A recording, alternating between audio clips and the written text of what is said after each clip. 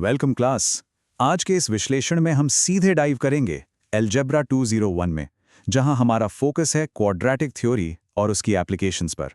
हम यहां सिर्फ फॉर्मूलाज नहीं रटने वाले हैं, बल्कि उनके पीछे की जो मस्त एब्स्ट्रैक्ट थ्योरी है ना, उसको गहराई से समझेंगे। ऐसे कॉन्सेप्ट्स जो एडवांस्ड मैथमेटिक्स का पूरा आधार हैं। रेडी हैं? चलिए शुरू करते हैं। आज का हमारा एजेंडा बड़ा सिंपल और लॉजिकल है। हम इक्वेशंस की बेसिक फाउंडेशन से स्टार्ट करेंगे, उसके बाद डिस्क्रिमिनेंट्स को डिकोड करेंगे, कंप्लीटिंग द स्क्वायर का प्रूफ देखेंगे, अपने सॉल्विंग मेथड्स को कंपेयर करेंगे और आखिर में इन सभी मैथमेटिकल टूल्स को रियल वर्ल्ड सिनेरियोज पर अप्लाई करके देखेंगे। तो पहला section, foundations of quadratic equations. किसी भी एकेडमिक टॉपिक या एडवांस्ड कॉन्सेप्ट को छेड़ने से पहले उसकी बेसिक बाउंड्रीज और वोकैबुलरी क्लियर होनी चाहिए, राइट? एक बहुत ही कॉमन कंफ्यूजन है जिसे हमें सबसे पहले क्लियर करना है। अक्सर हम रूट्स और जीरोस को इंटरचेंज करके बोल देते हैं, लेकिन टेक्निकली ये अलग हैं। रूट्स हमेशा एक इक्वेशन के होते हैं, यानी x की वो एग्जैक्ट वैल्यूज जहां पर ax² + bx + c = 0 हो जाए। दूसरी तरफ जीरोस एक पॉलिनोमियल की प्रॉपर्टी होती हैं। इनकी न्यूमेरिकल वैल्यू भले ही एकदम सेम आए, पर मैथमेटिकल सेंस में इनका कंसेप्चुअल डिफरेंस बहुत बड़ा है। चलिए इसी बेस नॉलेज पर एक क्विक डायग्नोस्टिक क्वेश्चन लेते हैं। इनमें से कौन सी क्वाड्रेटिक इक्वेशन नहीं है, ऑप्शन ए या फिर ऑप्शन सी? पहली नजर में देखें तो दोनों ऑप्शंस में हमें x² नजर आ रहा है, तो नेचुरली लगता है दोनों क्वाड्रेटिक होंगी। लेकिन मैथमेटिकल अपीयरेंस बड़ा डिसेप्टिव हो सकता है। आइए इनको पूरी तरह एक्सपैंड करके देखते हैं। अगर हम ऑप्शन ए को खोलेंगे तो मिलेगा x² + 2x - 2 = 0। बिल्कुल परफेक्ट क्वाड्रेटिक फॉर्म। लेकिन जरा ऑप्शन सी को देखिए। जैसे ही हम इसे दोनों तरफ एक्सपैंड करते हैं, इक्वालिटी के दोनों साइड मौजूद x² टर्म्स एक दूसरे को आपस में कैंसिल आउट कर देते हैं। लिटरली गायब। बचता क्या है? सिर्फ 3x + 1 = 0। ये तो कंप्लीटली एक लीनियर इक्वेशन बन गई।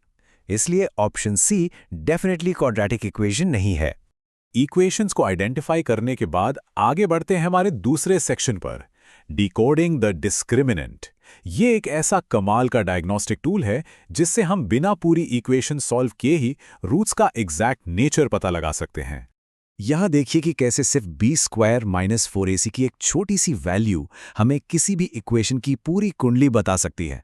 अगर ये वैल्यू 0 से बड़ी है, यानी पॉजिटिव, तो इक्वेशन के दो अलग अलग डिस्टिंक्ट रियल रूट्स होंगे। अगर ये एग्जैक्ट 0 आ जाए तो दोनों रूट्स एकदम सेम यानी इक्वल होंगे। और अगर ये बाय चांस नेगेटिव हो गई तो कोई रियल रूट्स एग्जिस्ट ही नहीं करेंगे। ये छोटा सा फॉर्मूला हमारे लिए एक परफेक्ट कंपास की तरह काम करता है। डिस्क्रिमिनेंट की इस लॉजिक को टेस्ट करने के लिए एक थ्योरेटिकल स्टेटमेंट देखते हैं। स्टेटमेंट यह है कि अगर किसी इक्वेशन में x का कोएफिशिएंट यानी हमारा मिडिल टर्म b 0 हो जाए तो उस क्वाड्रेटिक इक्वेशन के कोई रियल रूट्स नहीं हो सकते। सोचिए जरा इस पर। क्या b के 0 होने से रियल रूट्स आना प्रैक्टिकली इम्पॉसिबल हो जाता है? अगर आप सोच रहे थे कि स्टेटमेंट फॉल्स है, तो आप बिल्कुल सही हैं। और रीजन देखिए। अगर b 0 हो भी गया तो हमारे डिस्क्रिमिनेंट ने पीछे क्या बचेगा? सिर्फ -4ac। अब मान लीजिए कि a और c दोनों के साइंस ऑपोजिट हैं, एक पॉजिटिव और एक नेगेटिव, तो वो माइनस साइंस ऑटोमेटिकली मल्टीप्लाई होकर पॉजिटिव बन जाएंगे। यानी डिस्क्रिमिनेंट अभी भी 0 या उससे बड़ा आ सकता है और हमें बिल्कुल वैलिड रियल रूट्स मिल सकते हैं। है ना मजेदार? Moving on to section 3, completing the square यानी पूर्ण वर्ग विधि। आज हम इसका general theoretical proof step by step तोड़कर देखेंगे। इसके लिए हम एक इक्वेशन लेंगे 6x² - 7x + 2 = 0 और पूरा प्रोसेस क्लोजली ऑब्जर्व करेंगे। किसी भी मेथड का स्टेप 1 हमेशा ग्राउंड वर्क या प्रिपरेशन होता है।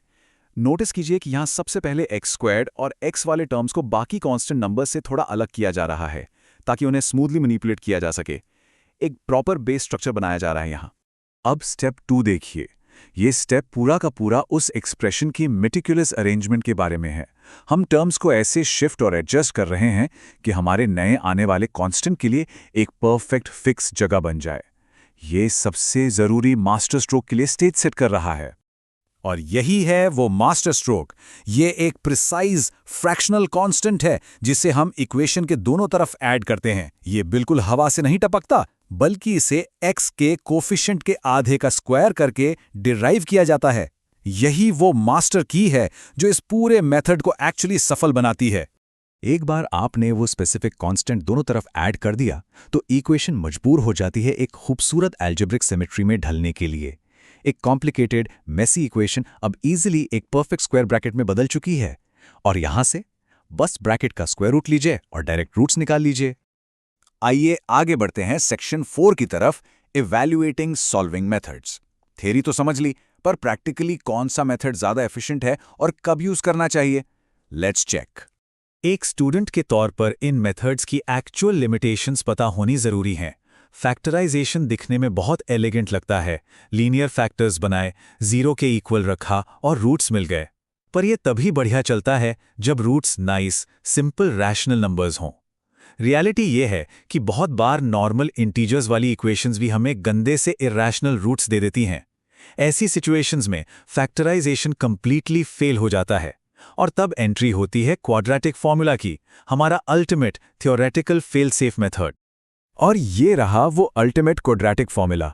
इसकी सबसे खूबसूरत बात यह है कि ये कोई मैजिक ट्रिक नहीं है।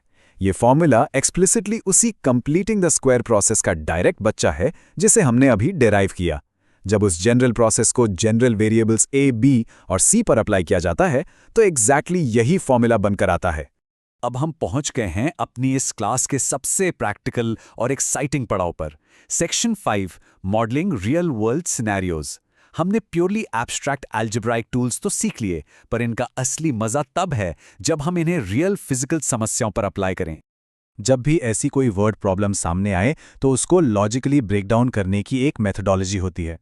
सबसे पहला स्टेप हमेशा ये है कि अननोन वेरिएबल यानी अपने एक्स को क्लियर शब्दों में डिफाइन करो।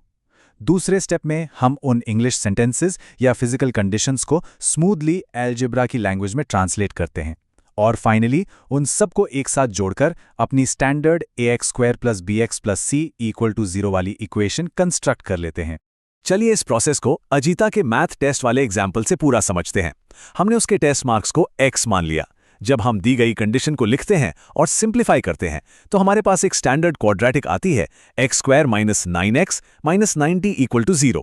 इसे सॉल्व करके दो मैथमेटिकली वैलिड रूट्स मिलते हैं, -6 और 15।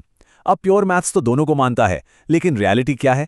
किसी स्टूडेंट को टेस्ट में आमतौर पर माइनस मार्क्स तो नहीं मिलेंगे ना, इसलिए फिजिकल रिस्ट्रिक्शन की वजह से -6 अपने आप इनवैलिड हो जाता है और एक्चुअल आंसर निकलता है 15। अब आइए इस ट्रेन स्पीड वाले एग्जाम्पल पर नजर डालते हैं, जो थोड़ा सा और कॉम्प्लेक्स रियल वर्ल्ड मॉडल है। यहाँ टोटल जर्नी का टाइम 3 घंटे दिया गया है। हम simple time equals distance upon speed formula का यूज करके उस पूरे टाइम को दो अलग अलग फ्रैक्शनल कंपोनेंट्स में तोड़कर लिख लेते हैं। स्टार्टिंग में देखा जाए तो ये रैशनल एक्सप्रेशंस थोड़े से डरावने लगते हैं, पर घबराने की कोई बात नहीं। हमें कंफर्टेबली इनका कॉमन डिनोमिनेटर निकालना है और सिंपली इन फ्रैक्शंस को मैनिपुलेट करके एक फ्रैक्शन बनाना है। ये प्रोसेस थोड़ा स्लो लगता है, पर यही वो सॉलिड फाउंडेशन बनाता है जिससे एरर होने का चांस खत्म हो जाता है। जैसे ही न्यूमरेटर और डिनोमिनेटर सिंप्लीफाई हो जाते हैं, हमारा बेस्ट फ्रेंड आता है, क्रॉस मल्टीप्लिकेशन। इसे अप्लाई करते ही सारे कॉम्प्लेक्स फ्रैक्शन एक ही झटके में कोलैप्स हो जाते हैं और इक्वेशन कंप्लीटली एक सीधी साधी सॉल्वेबल क्वाड्रेटिक फॉर्म में आ गिरती है। बस इसे सॉल्व कीजिए और आपके पास ट्रेन की ओरिजिनल स्पीड निकल आएगी। Magic, right? तो क्लास, इस प्योरली एकेडमिक सफर को एक बहुत ही थॉट प्रोवोकिंग सवाल के साथ खत्म करते हैं। सोचिए, अगर एक वर्ड प्रॉब्लम सॉल्व करते वक्त क्वाड्रेटिक इक्वेशन हमें ऐसे दो रियल रूट्स दे दे जो दोनों ही परफेक्टली पॉजिटिव और मैथमेटिकली लॉजिकल हों, तब फिजिकल रियलिटी कैसे डिसाइड करेगी कि सच में एक्चुअल आंसर कौन सा है? एब्स्ट्रैक्ट अलजेब्रा और हमारी फिजिकल रियलिटी के इस कनेक्शन के बारे में जरूर सोचिएगा। आज के सेशन में अपना वक्त देने और मेरे साथ इस डीप डाइव में शामिल होने के लिए बहुत बहुत शुक्रिया। Keep calculating.